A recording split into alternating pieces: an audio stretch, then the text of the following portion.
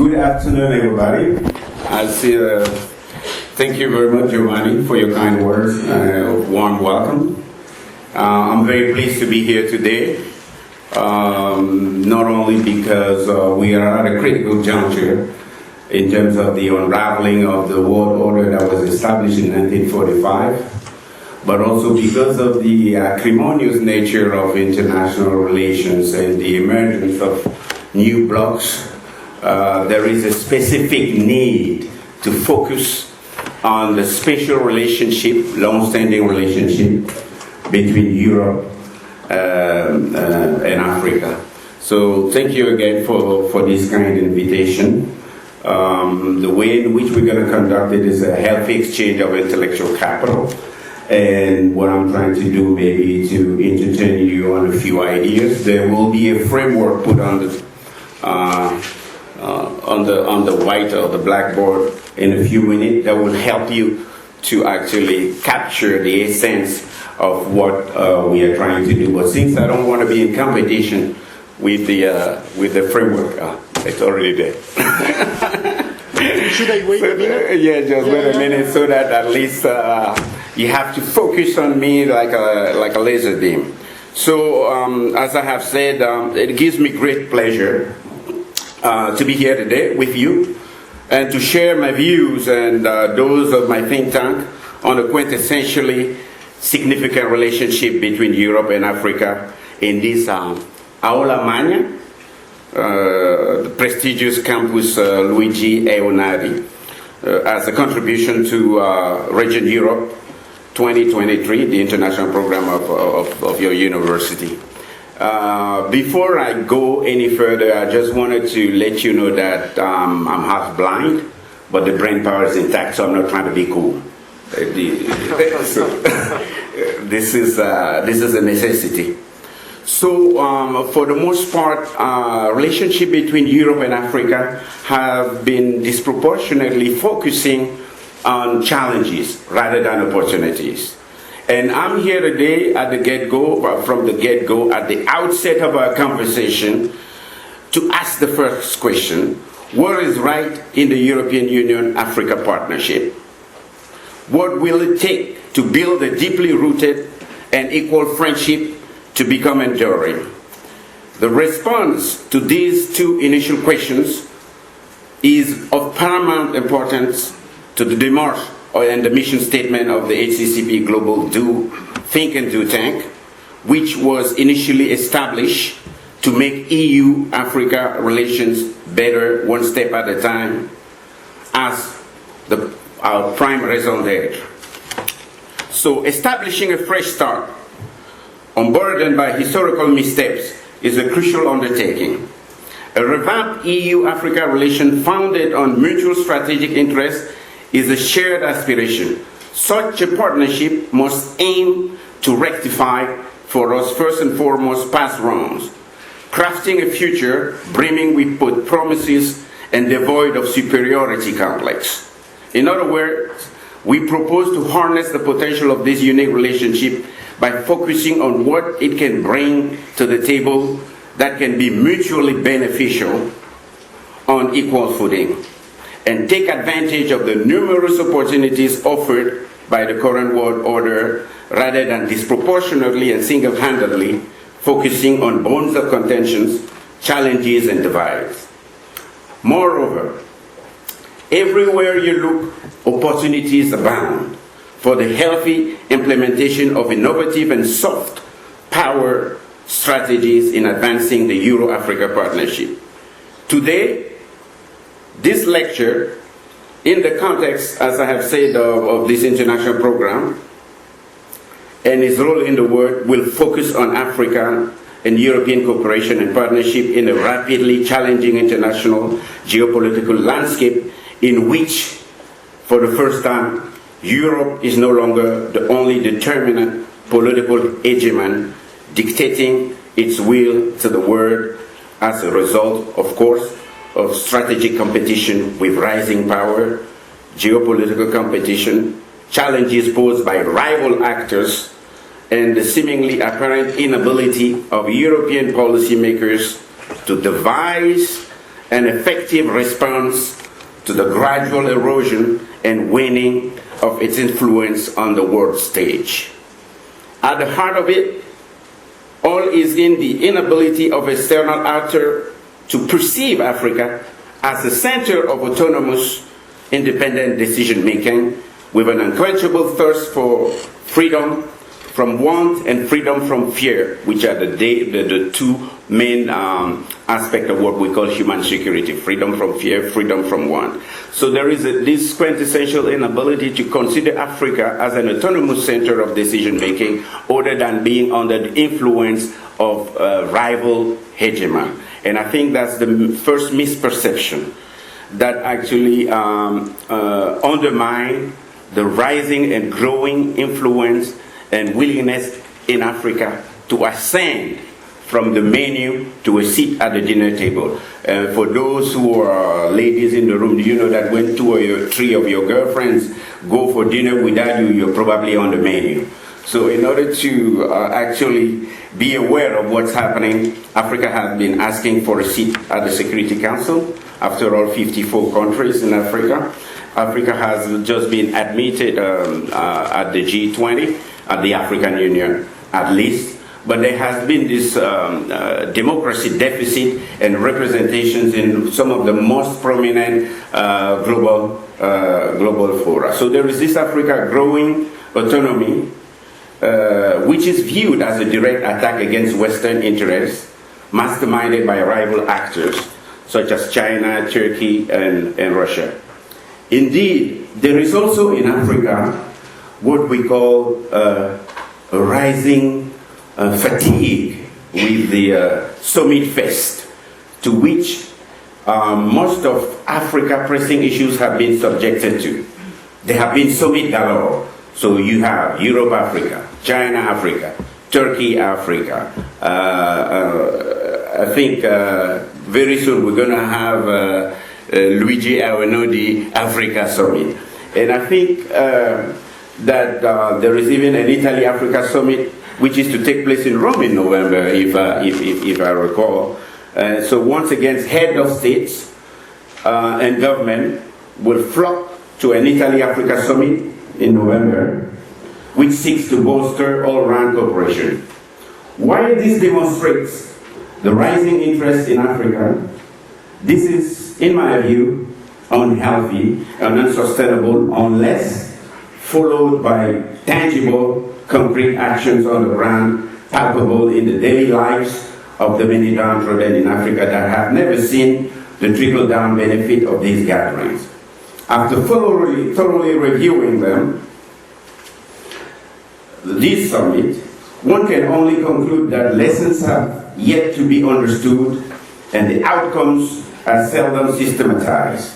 Tracing back to the G8 Gleneagle Summit in Scotland in 2005, pledges are rarely fulfilled, often forgotten, and put on to the back burner. In this vein, I firmly believe that Africa, the motherland, the birthplace of civilization, is to stop being the geopolitical fiancé of everybody and all the significant world powers before she outlives her usefulness. We have devised an action and solution, now you can put it on. We have devised an action and solution oriented framework of EU-Africa relations, which we intend to disseminate across the 27 plus UK countries of the EU, with in mind to offer a perfectly fitting platform for in-depth analysis, prospect and win-win solution based on vested interests. Now, it's up to you as the youth of Europe to work together in breakaway groups and to make meaningful suggestions. And I will tell you how you can do it by the end of our conversation. So this framework will help you to understand the state of play, where we stand right now, what has been the disruption, recent disruption, how can the EU establish a new socio-economic partnership on equal footing with Africa, what are the win-win solutions and future prospects. But it's rather for you to get together in several groups, and then I think it gives you an effective framework to better understanding how not only you can comprehend what's happening, but how he can offer solution. So, state of play. In February, leaders of the European Union, February 2022, of the European Union and African Union met at the 6th EU Summit, EU Summit in Brussels. They agreed on the principle of a new partnership, what they call the New Deal, a joint vision for 2030. The new approach sought to build a more equitable and mutually beneficial partnership that enhances the political, economic, social, and technological ties between Europe and Africa in the decade ahead. In addition, the summit saw the EU agree to boost the supply of COVID-19 vaccines and direct around 150 billion of its global getaway investment funds to Africa. Specific areas of planned cooperation and investment included energy, transport, and digital infrastructure, energy and green transition, digital transformation, sustainable growth and job creation, logistics, facilitation, regional integrations and individuals' health, education, mobility, and employability. The EU retained a pole position among international investors in Africa as measured by the stock of foreign direct investment and is in the region's leading trade power. However, other global powers, especially the US and China, have been hell-bent to close the gap through strategic initiatives and outreach of their own. The actions of these and other countries to expand the commercial footprint and political influence across Africa should help provide African leaders, youth across Africa and Europe with a more substantial hand in international negotiations. They will act as an underlying force for change as the EU and Africa review their engagement. Africa and the EU then proclaimed that they were firmly set on a course that should boost bilateral trade and trade investment flows while at the same time attempting to tackle long-standing economic, social, security, and environmental issues facing Africa.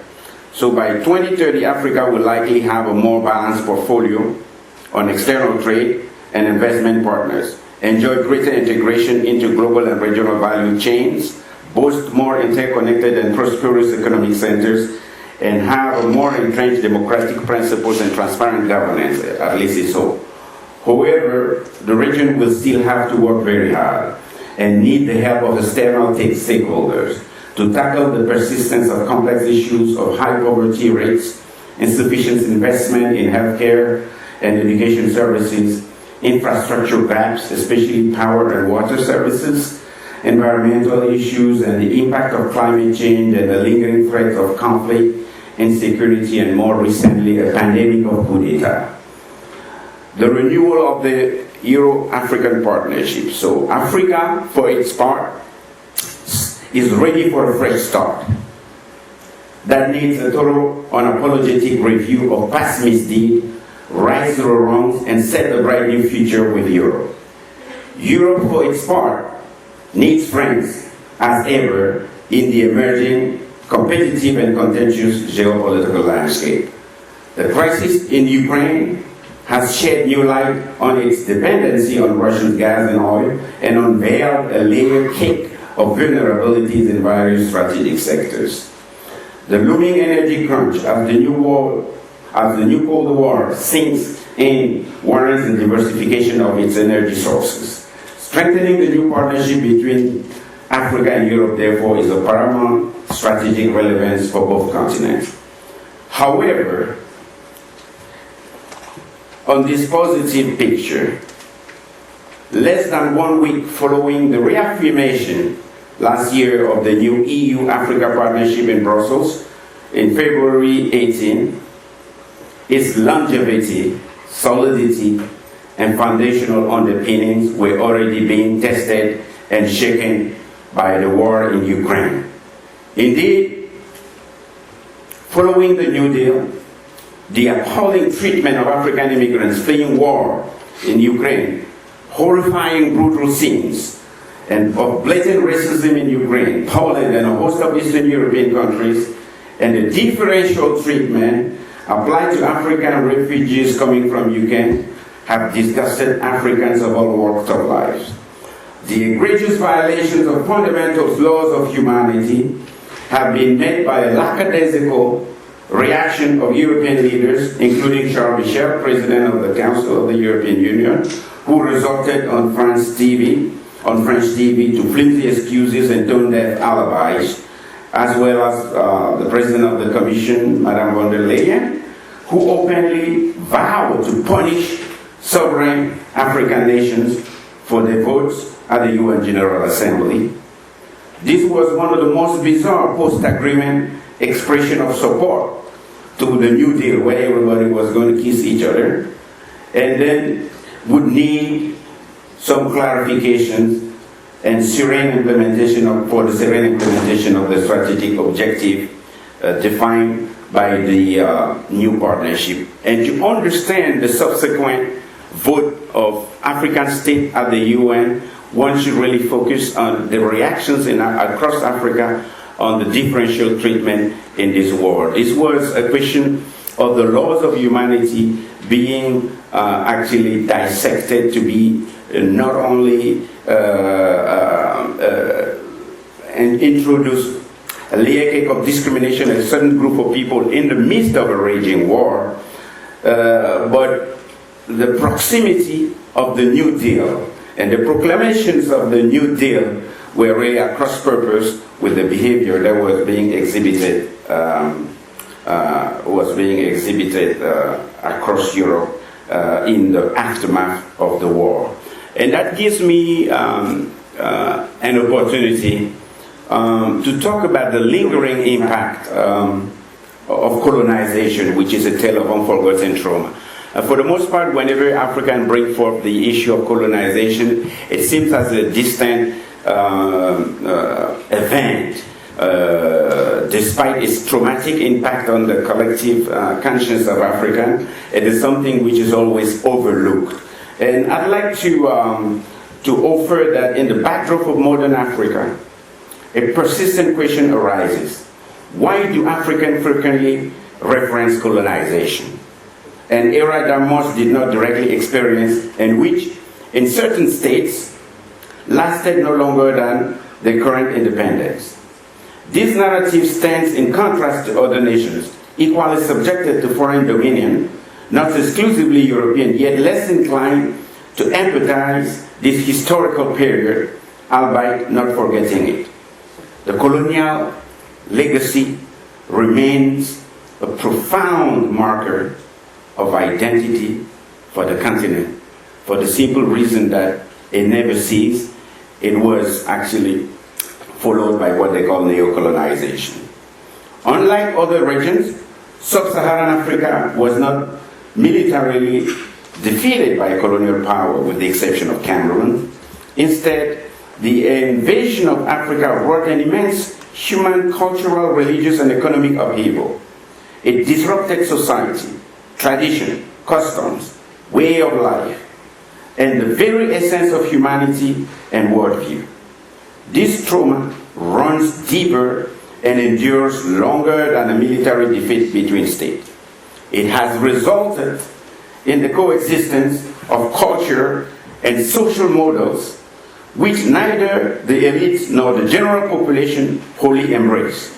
Instead, they combine them to varying degrees, resulting in perpetual imbalances, contradictions, and conflict. The cultural shock would have occurred one way or the other since African society would eventually have opened up to the world. It manifested later in different forms and at different pace. Colonization was also where vital resources were drained, and daily life was a testament to barbarity, coarseness, and enduring dehumanization. And to just give you an idea, maybe I could resort to a storytelling to understand what it means to Africans. 65 years ago, on September the 13th, 1958, someone you've never heard of, Ruben Unyombe, the leader of Cameroon's struggle for independence, was killed in the bush on a rainy day by French troops that has been tracking him as the Secretary General of the Union des Populations du Cameroon for months. In the rain-soaked forests, in the rain-soaked jungles of southern Cameroon, they located him, they targeted him, although unarmed, and shot him multiple times in the back. Defenseless, with only his briefcase containing writings on resistance and the liberation of colonized people, his body was dragged through the mud for kilometers, rendering him unrecognizable and dehumanized. His body was torn, his face mutilated. He was paraded in front of the public, spat open, with orders to challenge him to rise again. His death was constructed by the colonial powers to instill the defeat of resistance fighters into the collective consciousness and produce the paralyzing deterrent effect. The idea of beheading him and dissolving his body in acid was also contemplated. The God who made the mistake is dead, triumphantly proclaimed a colonial tract printed in thousands of copies. Ruben Unyobe's body was then encased in a concrete block and buried in an anonymous grave as an attempt to erase his memory. 65 years after his assassination, his name is nearly forgotten in France and Europe.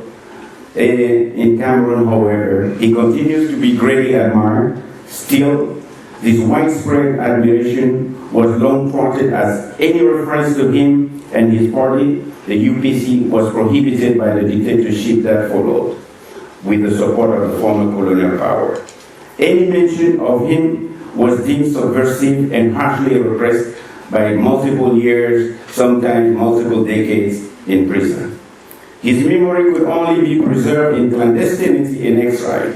In essence, the echoes of colonization persist in the collective memory of Africa, serving as a testament to the enduring legacy of an era that indelibly shaped the continent's identity. So this is one of the disruptors that you have to put in mind, because we have identified several disruptors, the return of the artifacts stolen during colonization. But the COVID-19, I think, was also one of those moments that affected relationship between Europe and Africa and changed how people lived and how the world does business. Large nations with unlimited financial resources and economic power struggled at the time to contain this contention and protect the citizen. Europe and Africa were no exception to the effects of the pandemic. The ongoing discussions on the COVID-19 response in light of Europe's state of disarray at the time, in Africa's significant infrastructure gap, the dependency of the continent on external expertise, goods, and support sparked an urgency for a conversation on the need to forge a new partnership with Europe on current response as well as post-COVID-19 pandemic. The suspension of normalcy presented, therefore, an excellent opportunity to reset both region and both continent global interaction. The pandemic provided a practical leadership experience in a crisis for many nations. It laid bare the gaps in what needs to change within Europe and Africa, particularly at the leadership level. The time of quiet and stillness also woken up citizens on both continents to recognize that cooperation among them is the source of cooperation with Africa as the source of almost all the natural resources and financial relationships needed to be renegotiated.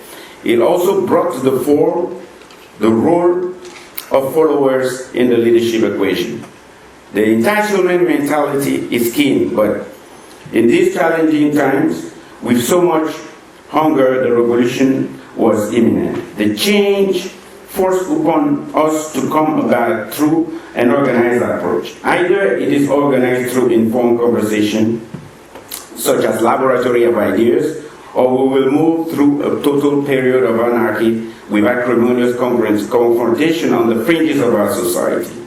we have a choice. So how do we build resilience and reduce fragility within our systems and policy? Another disruptor, as I have mentioned before, in this relationship, but that was also a driver of change, was the idea that European leaders turned a deaf ear to the recriminations coming from Africa as a result of the treatment that the citizens actually endure in Europe. Therefore,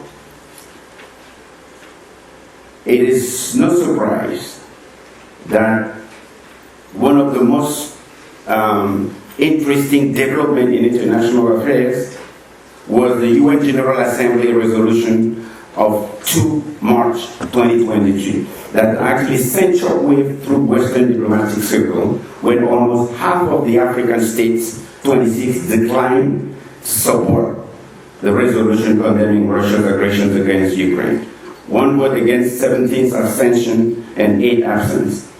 A subsequent resolution on October 12 received only 30 African votes in favor and 18 abstention. This was a significant departure from past votes in which African states tended to be in lockstep with Western powers, sometimes through veiled threats and blackmail. Germany's Chancellor, Olaf Scholz, called the war an epochal tectonic shift. I mean, my German is really rudimentary. It's called a Zeitenwende, for those who speak German, an epochal tectonic shift. A further shift towards a multipolar world where different countries and models are competing for power and influence. The EU High Representative for Foreign and Security Policy, Joseph Borrell, the man behind the jungle and the garden phenomenon, encouraged the EU and its member states to compete in what he calls the geopolitical marketplace. An influential discourse argues that the West, like anybody else, needs to engage Africa to defend its interests, investing in alliances and partnership to enhance friendship and cooperation from African states. The proliferation of diplomatic visits and economic mission to Africa is a marker of those. The Global Gateway Initiative. Except for the Global Gateway Initiative, an EU plan to back infrastructure investment in development countries, the conviction of EU leaders that they need to confront the challenge of competition has not yet been matched, in my view, by specifics on what strategic approach in Africa could look like, which goals and priorities should be set in the pursuit of the overall aim, and which instruments and comparative advantages Europe would need to mobilize. To build credible and robust relations in Africa and Europe, we must convince, and I think Europeans must convince interlocutors in Africa that they aim to build mutually beneficial partnership, not just outcompete rivals and deny them market and influence. For the time being, Europe still seems over-focused on the actions of competitors such as China, Turkey, Russia, rather than reflecting on its priorities towards Africa and addressing past and present shortcomings. To address the flaws or the perceived flaws of the precedent narrative of strategic competitors, the European Union and member states must explore the untapped potential of laboratory of ideas and African-led agencies and think tanks that are for the most part marginalized in this Euro-Africa partnership and that are relatively unexplored in the European narrative. African-led agencies and think tanks in support of the main priority of the EU and Africa partnership can bring to the table fresh, implementable, actionable new idea that can steer the relationship in a positive directions. So, with that said, we believe that African institutions, such as, you can move to the, yes, this one. So, before I go ahead again, I would like to emphasize that this is a think piece. The idea is not to make this a professional engagement, but to have you totally engaged in this conversation so that your idea can come and be part of the formulation of the new development cooperation, international cooperation architecture which is emerging. So I cannot encourage you, I strongly encourage you to really use this framework as it can be the basis for new bold ideas that can be transformative and help shape the current debate instead of just living on the side and on the margins of the debate. And it's an example of what African institutions such as the HCCP Global Think Tank have the freedom and the capacity of states and collective grouping to identify, define, and pursue collaborative platforms and healthy exchange of intellectual capital and project making and implementation. The advocacy we put forth and the overall advocacy has been fostering a disruptive strategy for a mutually beneficial, enhanced, better, stronger, smarter partnership between Africa and the European Union to implement and translate into concrete action in Africa and Europe the European Union contribution towards the strategy with Africa in the 5 key areas identified as main challenges for the 21st century, namely green transition and energy, digital transformation, sustainable growth and jobs, migration and mobility. So while strengthening the international rules-based order and the multilateral system with the African Union, the European Union and the United Nations at its core. So Africa is ready for a fresh start that needs a thorough, unapologetic review, as I have said, to right the wrongs and set a bright new future with Europe, and I will repeat that on several occasions in the remaining minute. We therefore call on the European Union, institutions, and the government of Italy, which is preparing a major Italy-Africa summit, in particular the Prime Minister, to join us on 4 major concrete undertakings. I explained from the very beginning that for the most part you are accustomed to think tanks, but think tanks are really specialized in producing extremely complex and thoroughly articulated perspective on the realities. But what we're trying to do is to become a think and do tank, in the sense that there is a bridge between the formulation of policy ideas and their implementation.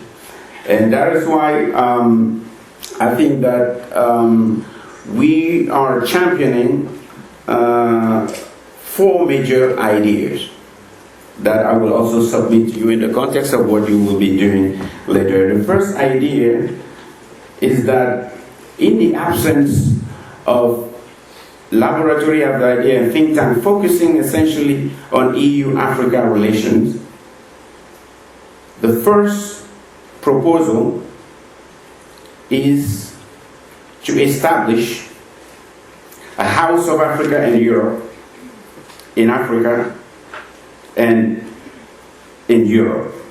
The project is already on the way to establish 6 of such hubs, out of which 4 will be in Africa, and why not have one here in Torino? The purpose of the House of Africa and Europe is to serve as an incubator for new ideas and the effective implementation of the Euro-Africa partnership. While our studies have made significant progress, this still requires new technical input, financial and logistical support from member states. It stands as a quintessential hub for culture, knowledge, wisdom in all its form. It embraces the rich tapestry of African heritage and European mythology by seemingly merging Europe architectural aesthetic with dominant African influence. This place will be a reference platform for cultural, intellectual, economic, scientific, technological exchange, encompassing Europeans, Africans at a very early age. It's also a rallying point for civilizations and ideas to flourish with creativity at the beating heart of it. The scarcity of such spaces in Africa and Europe unfairly confine those who focus on this partnership to live beneath their true talent. We therefore aim to forge a new future, fresh start for Euro-African culture. Since the dawn of humanity, creativity and culture have epitomized the civilizational power of people and the cornerstone of collective imaginations. So this house will then foster a harmonious coexistence, prepare people at a very early age to confront the difficult step of stepping into the international arena, but this time fully informed and fully competent to be able to implement projects that are mutually beneficial. Some of the aspects, before I move on, would be for such a space to bolster Euro-African interaction and develop joint solutions to daunting challenges, spur radical change, and invent a new political idea of Africa-Europe devoid of post-colonial undertones. Winning in Africa, waging peace to lessen the impact of the plague of foreign interventions and the scourge of war, scaling up growth and economic prosperity, and promoting enduring common security enshrined in stable government institutions. Lastly, where centuries of enduring racism and racial disparities represent a significant hurdle to forging a common destiny based upon shared ideal, the House will be a stronghold for Euro-Africa engagement with the world, focusing on the threats and opportunities most relevant to both continents and investing in countries that value this relationship, applying our resources where we can make the most remarkable difference. Another area in which we believe a substantial difference can be made, but which is not contradictory with the summit feast with which we have expressed our fatigue, is to bring together universities, roughly 165 universities such as yours have been identified, for a total number of 3,500 participants from 54 states in Africa and 28 member states in Europe.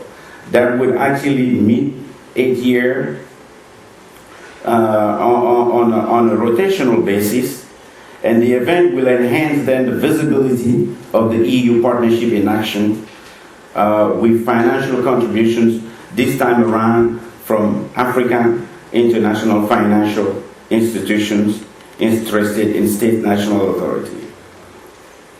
We propose then to establish that Euro-African dialogue series probably after the Italian Africa Summit, what we call the Euro-African Dialogue Series. One of also the benchmark of this cooperation will be to have an EU-Africa Partnership Yearbook that actually look and review the implementation of the partnership, and that will be country-specific, both in Europe and Africa, that will identify shortcomings, areas where lacking behind, and where improvement can be made.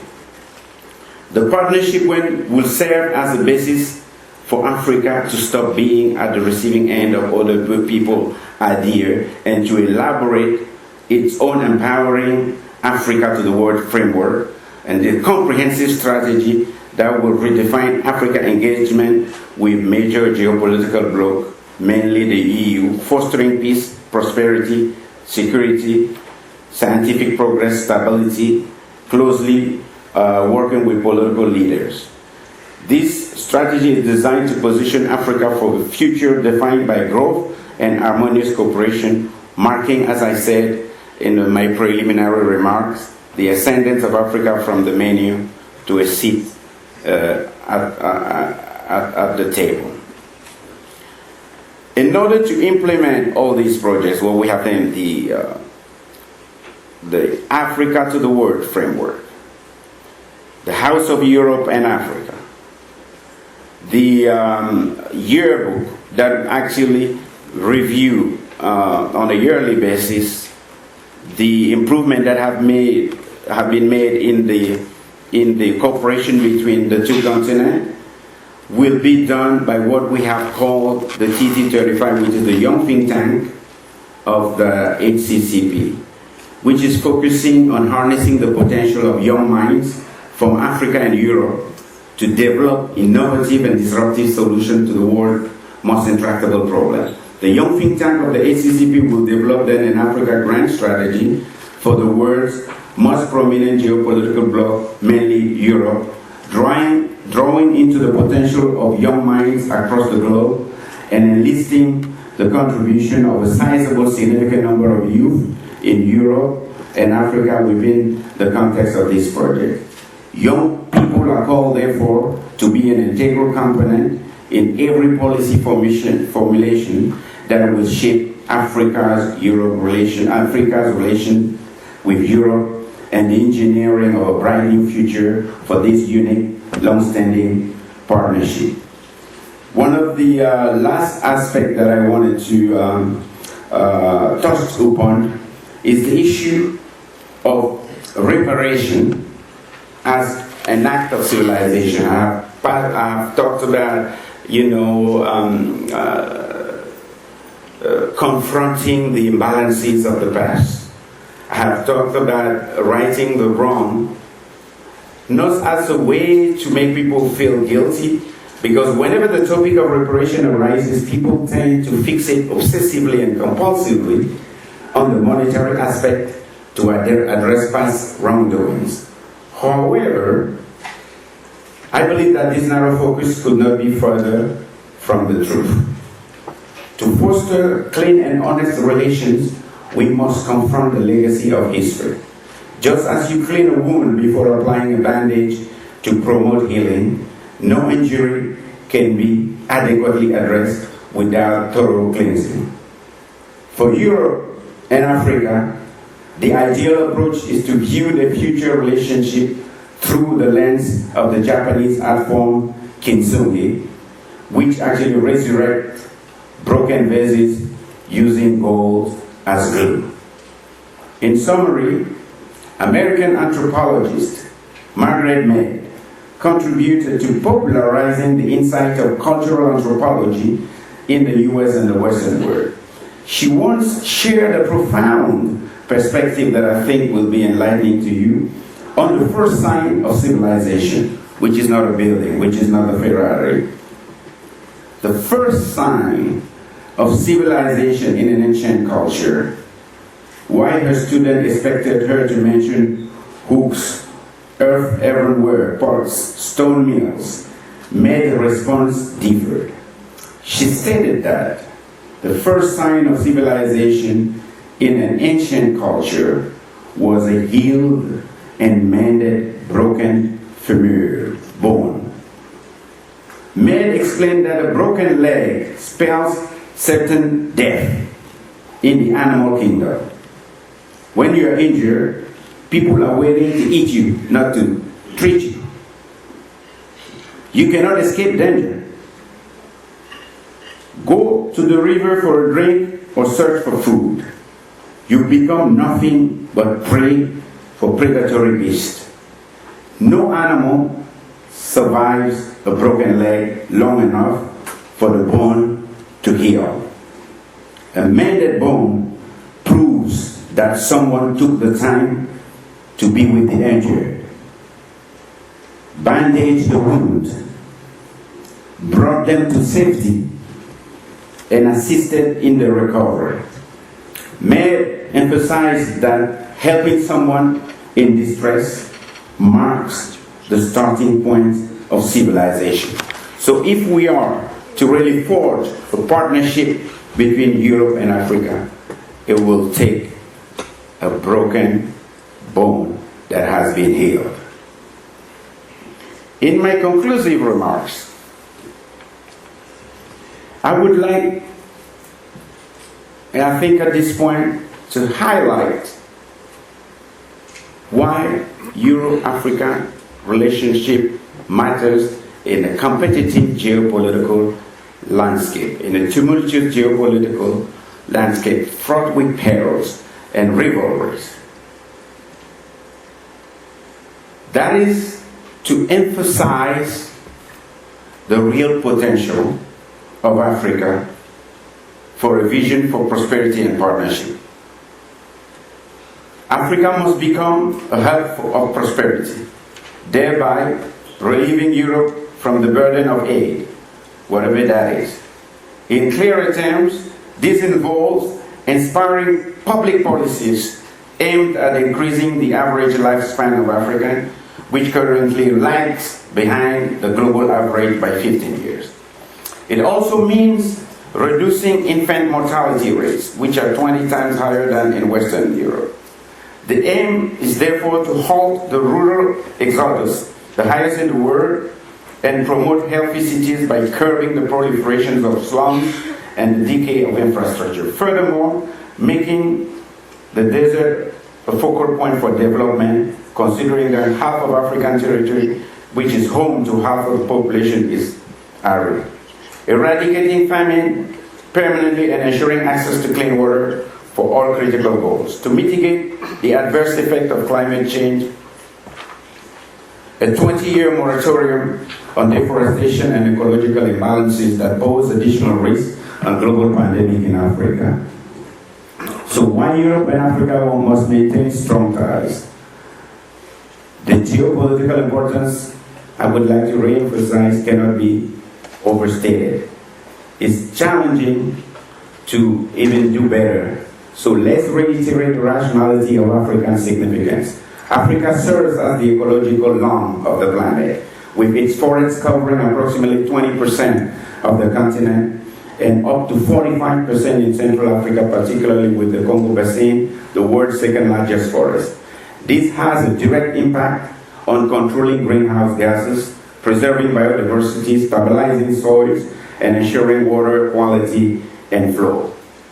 Africa is one of the engines of global economic growth, consistently surpassing the world's average growth rate for years, although its growth rate fell just over 2% in the last year from the previous 5%. However, this is insufficient to prevent millions of Africans from falling back into extreme poverty. Africa represents a land of promise. It is the richest continent in terms of its natural resources, oil, minerals, agricultural products. The youngest continent, 42% of sub-Saharan Africans are under 15 years old, with countries like Nigeria exceeding the entire European Union in annual birth rate. Africa experiences booming education rate, improved birth rate control, increased life expectancy by 16 years since 1950, expanding financial markets, progressing university, transforming internet connectivity with the deployment of undersea cables, rapid change in mindset, and improving governance, despite persistent issues of nepotism and corruption. Africa is also by far the biggest continent on Earth, 30 million square kilometers. So which means you can put the entire Europe, China, India, the US, Canada in Africa, and you will still have a space. Europe should therefore consider Africa as a tremendous growth potential, much closer than other giants that often captivate Europe's attention. Africa is everywhere, is everywhere. In the morning coffee, in the afternoon tea, in the tires of your SUVs. Almost every significant aspect of modern life is infused with African contributions. especially when you use a computer, when you use your telephone to communicate.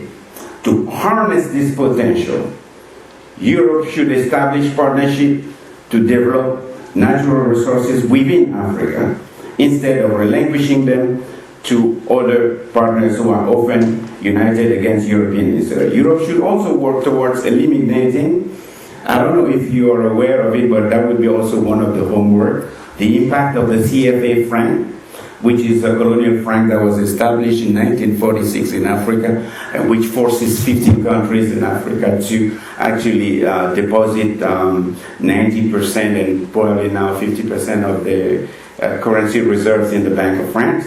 In return, then they have peddled the CFA francs against the euro. So 1 euro is 650 CFA francs. One of the caveats is that African countries only have access to 15% of their money. So if they want to get more than 15% of their currency reserve, they must borrow at the market rate. So now if you can make the calculus between 1946 and now on how the collective wealth of these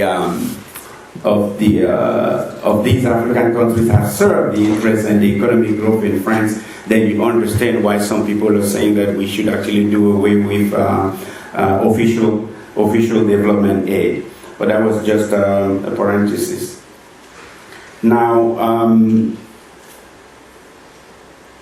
I would like to thank you for your attention. I wanted to say more, but I think that it's difficult to keep you focused. But I would just finish by saying that Europe should also work with alternative cooperation mechanisms that stabilize commodity prices and unlock the continent's creative potential. Beyond altruism, Europe and Africa should prepare for a shared future by latching onto this formidable locomotive together. And I'd like to finish with a few words in Italian, and you will forgive the pronunciation. In questa aula magna c'è una unica via e può cominciare oggi, ma a tre condizioni. La prima è l'alterità, perché riconosco nell'altro l'umanità che c'è in me. La seconda è la convinzione profonda che non c'è alternativa all'incontro, al dialogo e alla fraternità, ma ci vuole una curiosità genuina, autentica, e questo richiede la capacità di fare un passo sul lato e di accettare l'inevitabilità della realizzazione del mondo. La terza è la riparazione, che non è il pentimento, ma la volontà di scrivere insieme una nuova alleanza tra l'Europa e l'Africa via l'Università di Torino, questa serie speciale di conferenze sulle regioni. Thank you very much.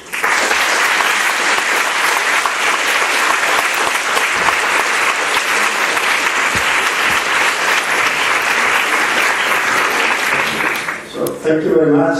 Thank you very much, Simon, for your speech, your passionate speech also. Yes, so we can, as usual, we open the floor immediately to your questions and your thoughts. And let's see. So I had a couple of videos, but I think at this point it's best to allow the people to fully immerse themselves in this conversation. So that by the time they get to work together, and I will leave you an email where we can continue to exchange for those who are interested in the TT35, the Young Think Tank, and who are willing to contribute their ideas. The idea is really basically to put you in contact with other youth in Africa who are working in the university and to pick up different subjects and to work on those subjects and propose alternative that we will then take to the policymaker. As you know, a think tank has three functions. First of all, to think, the power of ideas, the notion that the purpose of politics is to create a level playing field in an environment in which there is a possibility for the majority to flourish, to reach their potential, and what the American Constitution is called the pursuit of happiness. The second aspect of a think tank, which is crucial in my view, on how to influence the orientations of current strategic debate. And that's where you need to be plugged in instead of having top-down decisions coming onto the youth, and then use the power of your brain to be not at the receiving end, being spoon-fed with theory, but being also at the forefront of proposing novel ideas that can enhance the overall understanding of international cooperation framework. The last aspect which concerns you is, for the think tank, is how to irrigate and to nourish the policymakers in the formulations of public policies. And in that sense, ideas coming from the TT35 will be, serving that third functions of actually helping to shape public policies. And you move from the victims, upon which solutions completely made by others are being implemented, upon to people who become then a force to reckon with. So, with that being said, the floor is yours, and thank you for your attention. And I hope that it was informative, entertaining, and intellectually stimulating. Yes, please. There are so many dimensions that involved in these relations, between Africa and the European Union. So, there is a question. Sorry. If you can introduce yourself, and what you're studying. Hello everyone. I'm Marisa, and my question is, how do you think that the recent last year's coups in sub-Saharan Africa will affect, on the long term, the economic and commercial relationships between Europe and Africa? Thank you.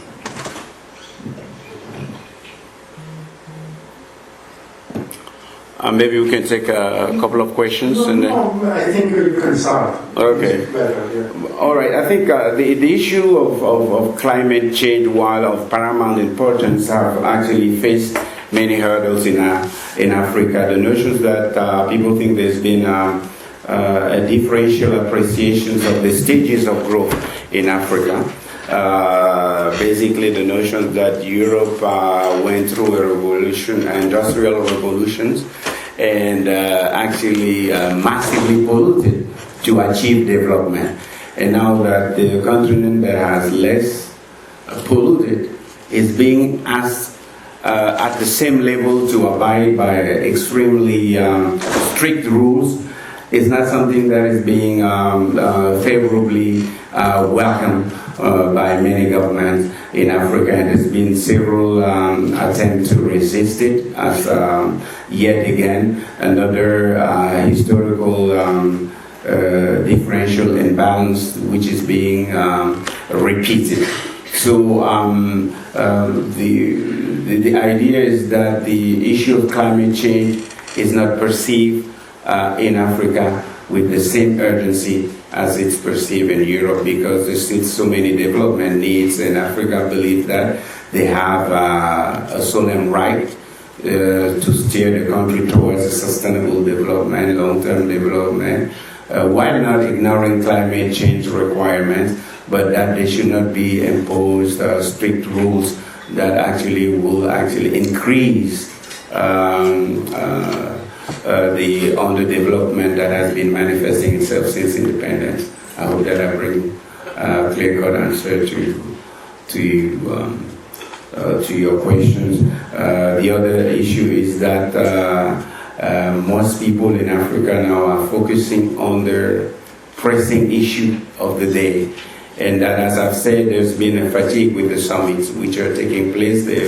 They are acclaimed in the Western world, but in Africa people have other pressing concerns in their daily lives that they like to focus on, and mainly having a functioning government, elections that do not end up in all-out war and long-term instability, devising a mechanism for the devolution of power that is not acrimonious but that is stable enough to allow the devolution of power to take place consistently without any violence. So I will stop there, and I hope that there are other questions in the room.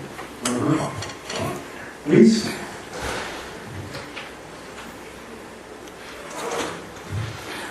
Actually, there is a segment that I didn't read, but I can share with you on climate change and adaptation in Africa. Maybe while we're waiting for the question, during the COP, I think in 2015, that was the accord in Paris. We were with the Kimberley process in the jungle in Central Africa with the mission of the Kimberley process, a monitoring mission. The Kimberley process is basically an intergovernmental mechanism that was put in place in 2000 to delink the diamond trade from fueling the flames of conflict. And what happens generally when there has been an unconstitutional assumption of power in a country, the Kimberley process applies sanctions on the country, which means that the diamond cannot be on the world market. And to resume the diamond trade, then there needs to be a mission that actually can evaluate whether the security conditions are met. There are now forensic techniques that can actually help determine the origin, the source from which is coming a specific diamond, and to make sure that these diamonds have not been used to fuel insecurity. So while we were there in the bush, so almost 200 kilometers, there were almost 15 to 20 companies working on deforestation.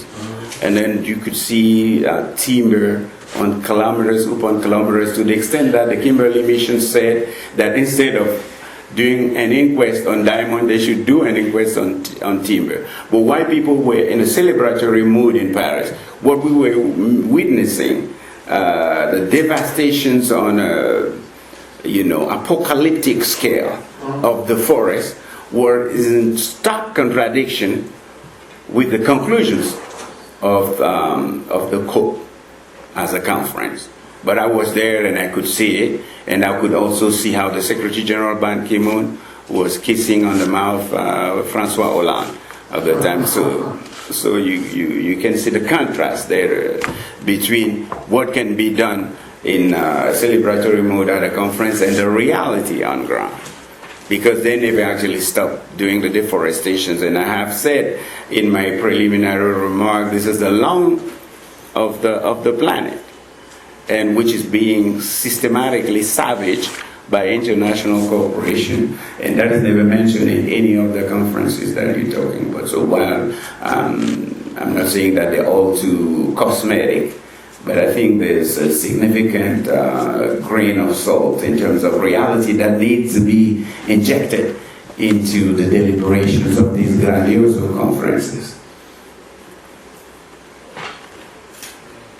Marie-Lisa.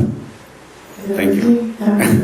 Hello, my name is Olivia. I had a question about what do you do, so I can be situationally aware?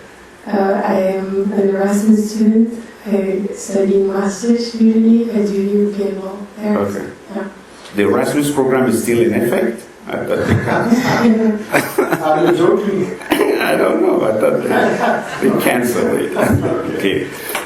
Okay, so I had a question about the recent situation in Niger and how after the coup d'etat they asked for the French embassy and the French troops to be removed. Mhm. And I wanted to know whether you think it was a setback for this cooperation, A setback for whom?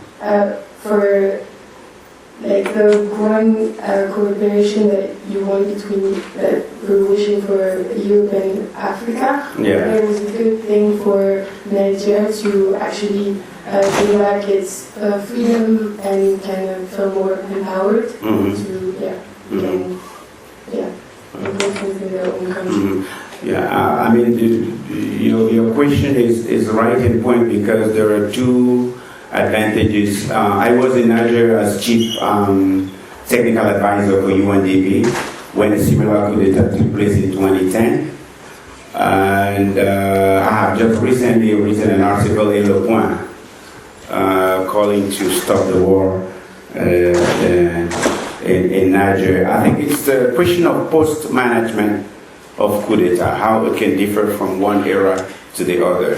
It also goes back to the questions of legacy, to the principal management of natural resources in Nigeria. As you see, 5 households out of 10 in France have electricity because of the uranium coming from Nigeria, or less than 3% of people from Nigeria have access to electricity. Someone was telling me the other day that even the devil would have given 4% to Nigeria after 70 years, but the French are not even giving 2% access to the electricity. What you have to understand is that the coup d'etat in Nigeria is a statistical probability. Since the inception of the independence, there have been 5 to 6 coup d'etat. Those that have succeeded, but there have been maybe 14 that have been thwarted. So it's a country that actually is beset not only by acute instability, endemic poverty, but the notions that the civilian establishment the military establishment in Nigeria hates civilians. So in 2010, 10 days after the coup d'etat, there were the similar sanctions. But what happened is that the diplomatic apparatus was different. 10 days after the coup d'etat, there were universities from Europe, from America, that came into the country, working together with the UN. And what they did, and I was there, first of all, was to limit the length of the transition, 18 months, and give them 6 months to organize free, fair, and transparent elections. But at the same time, they worked with them to listen, because the DNA of coup d'etat in Nigeria is particular. That's why it warrants the different treatment, is that they do not actually threaten the lives of civilians. It's very seldom. So that means that there is not an insufferable level of violence that could have allowed us to invoke what we call in the UN the responsibility to protect. So there is not a set of circumstances that on the ground that would warrant to have an international intervention. So at the time, the French ambassador was the epicenter of all these discussions, going to military school, discussing with the junta, working with regional arrangement to actually lift sanctions, coming up with new packages as incentive to make more favorable and hasten the return to constitutional legality. And this time around, the position of the French authority was much different. Not to mention that there are also another basis of drones there for the Americans, 1,000 soldiers.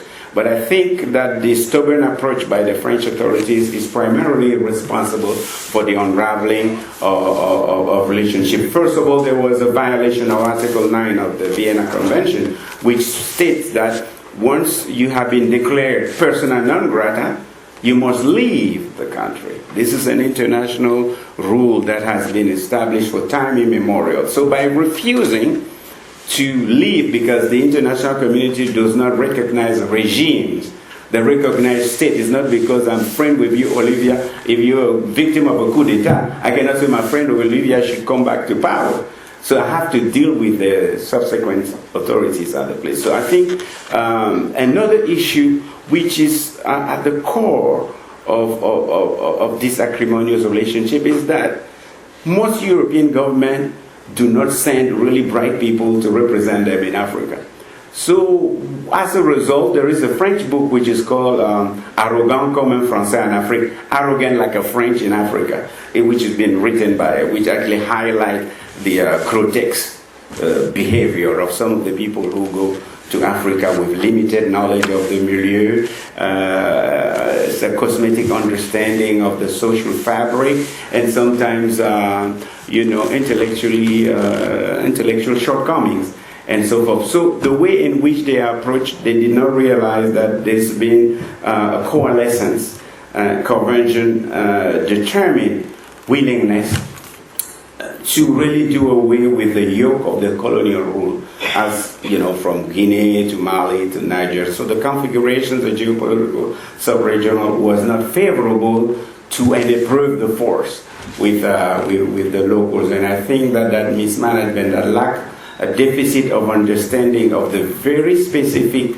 political conditions have led to disaster, or the disastrous diplomacy of the French government, compounded by the manipulation of the sub-regional ECOWAS to go to war. Because when you understand the specific context of Niger, that most of these people who want to go to war with Niger themselves, the recipients, like came to power as a result of coup d'etat, and they were going to go to war to restore constitutional legality against another coup d'etat, which was kind of very incongruous. But there is something specific which is taking place right now in Africa. Is a deeply rooted desire to have a more autonomous decision-making process, and to really Africa to shape its own future according to its own vision.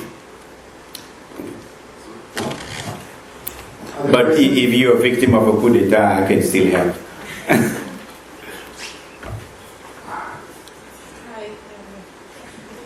Okay. Good afternoon. Thank you for the talk. I really enjoyed it. I'm Laura from Spain. I'm studying law and economics, but here as an Erasmus student in law. And like keeping with this question that my colleague did, I wanted to ask you, maybe it's like opening a little bit the Pandora box about how the European Union can have a paper or how can I say, like the duty to act, for example, in conflicts that we don't know about, for example, the South Sudan civil war or the Sudan conflict that is going on, and how can we not only be present, for example, in Uganda as a collaborative country, but like to be directly involved. I know, for example, that the African Union is like a first step to keep going with that mentality of collaboration with Europe, but what about the rest of the conflicts that the whole continent is struggling with? Yeah, it's a good question that gives me a segue to continue to, not that I like Olivia's questions, but I think they're interrelated in the sense that actually Europe has a unique opportunity to step here, given the very clashy, acrimonious relationship that France entertained with Africa, to be a go-between. There are several reasons for that. First of all, when you look at the Sahel, Europe has a special envoy for the Sahel, who, by the way, is Madame Del Rey. She's an Italian who has been extremely silent during this conflict. Europe has also a very sophisticated mechanism which is called the political dialogue that actually kicks in once there's been an unconstitutional assumption of power, there's been an instability. So since 2008, for instance, they had this political dialogue with Niger. In 2015, they signed new partnership agreements with Niger, and they have this special envoy across the continent. But for some reasons that I cannot comprehend, they have been extremely silent. But in addition to having long-standing sophisticated political mechanism that has been implemented on numerous occasions in several areas. Having even what they call the battle groups that were supposed to intervene. They intervened in Goma in 2003, but they also have beautiful financial muscles that they can bring to bear in terms of being problem solvers in some of the most intractable problems happening in Africa. And that's why I'm saying that not only the COVID, the issues about reparation, the issue about returning artifacts stolen during colonization present Europe with an opportunity to formulate novel solutions, new ideas that can help mend fences so that people can, instead of focusing on challenges, focus on opportunities. I don't know why the European Union has not been extremely active in this conflict, but the global framework that they have put in place is precisely designed to help Europe deal with the problem that you have raised. Maybe it's a question of political will.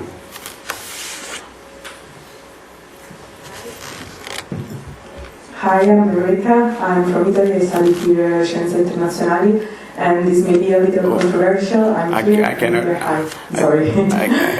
Could you repeat so I know? Hi, I'm Rebecca. I'm Italian. I study here Scienze Internazionali in Turin. Mm-hmm. And this may be a little controversial, but I want to ask you something about your last point, the apologetic review. And I wanted to ask, do you think it's really possible to actually be apologetic when we Europeans don't know the real damage we've done? And I'm talking about the assassinations of a lot of African leaders by, on the surface, they've been assassinated by terrorist groups in Africa, but there is clear evidence that these assassinations were supported by the US or France or European countries to avoid the natural resources of Africa being locally, I don't know how to say it, but the leaders wanted to free the resources from foreign power companies, and they were assassinated, and they were assassinated by basically us. But there isn't a real awareness of this. Maybe, I don't know if we students know about it, I know about it, but by minor sources. So it is really possible to do that without awareness. Mm-hmm. Yes, I mean, you touched on a point. That's why I wanted to use a storytelling, but there is a laundry list of African leaders that have been poisoned, assassinated, maimed, brutally killed while they actually were exercising power. You can talk about Kwame Nkrumah from Ghana, Amilcar Cabral, Patrice Lumumba, to name a few. We work in New York in 2015 on an article, we call it The Psychopath of Regime Change, which was actually an intellectual attempt to revisit the number of coups d'etat, and we found out, for instance, France has actually organized 100 coups d'etat in Africa. You can have the same number with the US, to the extent that there is even an American general who was notorious in the 1915s, in the conquest of the Caribbean, who was saying that the US Army is basically a bunch of gangsters for capitalism. So when people talk about the pandemic of coup d'etat, after just 3 or 4 coup d'etat, it's really a very lame cosmetic understanding of what the instability has been in the continent. Colonel Commandant Barrel, for the longest time, they were coup d'etat in Central African Republic. Almost every state in Africa has witnessed someone being killed because they're trying to have principled leadership. So that is why I believe that Monica, your question is really right on point. One of the reasons why we would like to promote this TT35, which is divided into 3 segments, 1521. In Africa and Europe, our goal would be to really do what we call initiations to the international geopolitical landscape through a series of, 1-week conference. So from 21 to 28, the idea is really to help, because myself, I started my career in New York as an intern, being in an executive program in Canada. And I have come to understand that in order to really grasp how the internal nitty-gritty of an international organizations are, you need to be there at a very early stage. So the idea would be in the TD35 from 21 to 27 to help them integrate international financial institutions, international organizations, different embassy, and a variety of intergovernmental arrangements, so that by 26, 27, they can start being prepared to be integrated into this organization, but this time around armed with knowledge and prepared to make a difference. I hope you understand. Because when I first said TT35, people didn't have a clear idea, but it was really to address the deficit of knowledge and interest. But working there, you could generate interest, you could make the corporations more visible, you can address some of the shortcomings, and then you can have disruptive ideas, because we believe that when you're young, you can still have disruptive ideas. You're not old enough to conform to the variety of norms. I'm not calling them to go on a revolution, but I'm just saying to use the creative mindset that every youth can exhibit to be able to be a source for solutions. So thank you very much for that question, which is something that we are trying to address and which is in line with your preoccupation.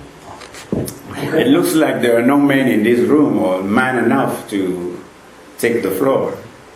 Yes. Other questions? So we don't have so much time, eh? We have 2 or 3 minutes. Yeah. Okay. Yeah. But just to address the gender balance, the gender imbalances in the gender line imbalance. Yes, there is a question there. Save the man. Yeah. Speak up. Hi, I'm Francesco Grassi. I live in Turin.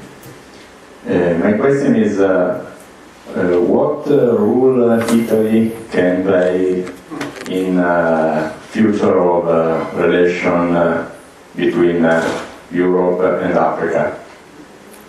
Okay, I think it's up to the Italians to devise what role they're going to play. I think there are several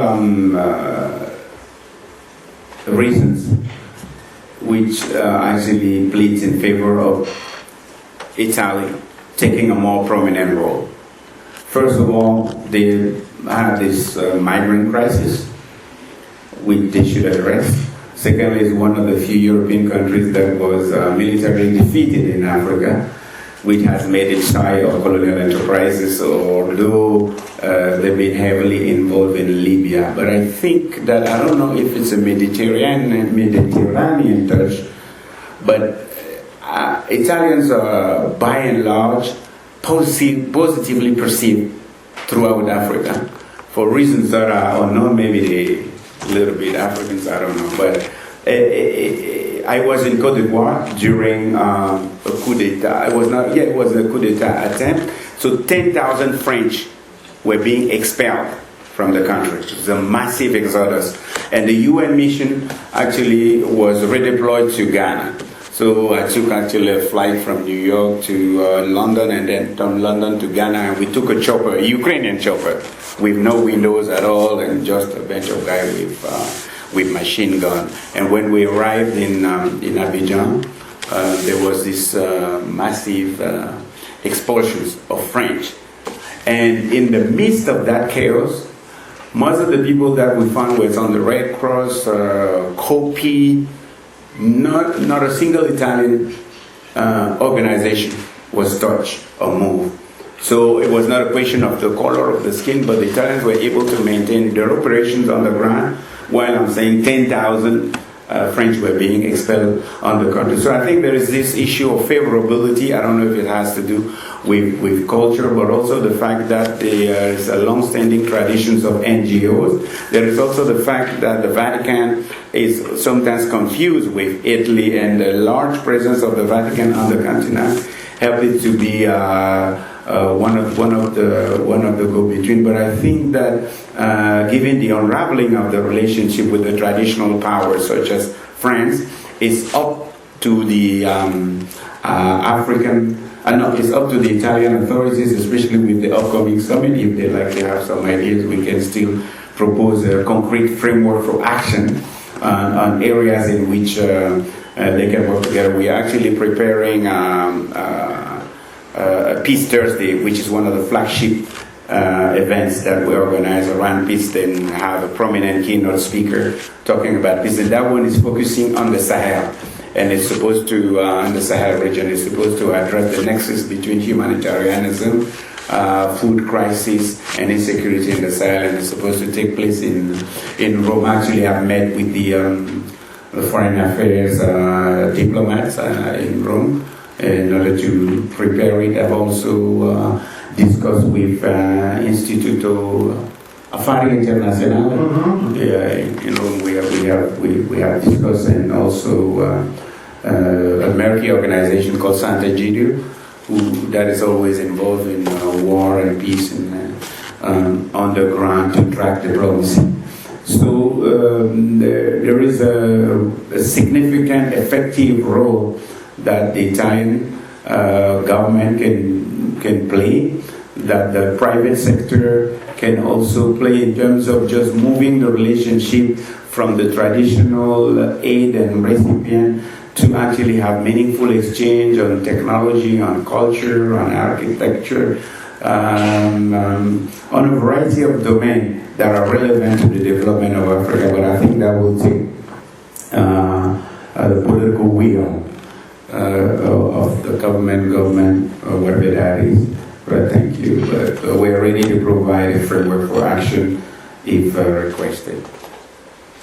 Okay, so the last one. Okay. Yeah, the last one. Yes. First question. What do you think? First, just one. I'm Francesco. Yeah. I'm Francesco. Okay, sorry. What do you think? Francesco, what do you do? I'm studying international studies, European studies. Okay, yeah. Thank you. What do you think about Piano Mattei proposed by the Meloni government? And excuse me. Ecco appunto. What do you think about? There is this Piano Mattei. There is the new approach to Africa proposed by the government, Meloni, and I would like to know briefly what is your opinion on it? If it's just another European proposal. This should be a kind of Italian Marshall Plan for Africa. No, I know, but I think first of all you need in order to provide a meaningful structure response. I would need to study the plan, which I have not done. Secondly, I don't think that it would be elegant, although we are at a university, to engage in appreciation, let's say, of national government initiative at this stage. So maybe privately we can have a discussion, but I don't think that it would be elegant on my part as an invitee in this country to engage in internal political debate that will not serve other purpose than just detracting us from the main. Because nobody knows what the contents of these plans are. So, you know, yeah. So. Yeah, I know, but I will kindly decline to respond to the question at this stage. But we can have conversation. Okay. So thank you, Francesco. Thank you very much. And we're running out of time already. So